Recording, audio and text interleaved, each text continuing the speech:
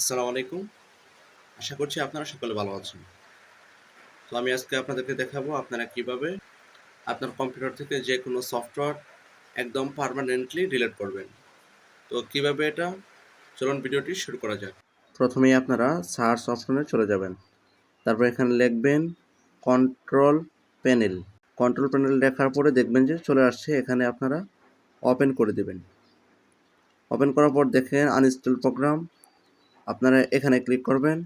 তারপর আপনারা যে অ্যাপটি ডিলিট করতে চাচ্ছেন তার উপরে রাইট ক্লিক করবেন।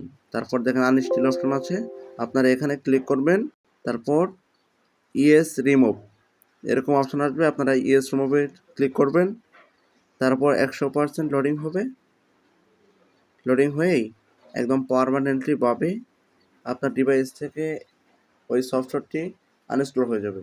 ভিডিওটি যদি আপনাদের কাছে ভালো লেগে থাকে, এই ভিডিওটি দেখে যদি আপনারা একটু উপকৃত হয়ে থাকেন, তাহলে অবশ্যই একটি লাইক করে দিন এবং কমেন্ট করে দিন এবং শেয়ার করে বন্ধুদের মাঝে ছড়িয়ে দিন।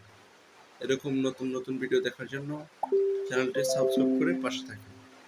ধন্যবাদ সকলকে। আসসালামু আলাইকুম ওয়া রাহমাতুল্লাহ।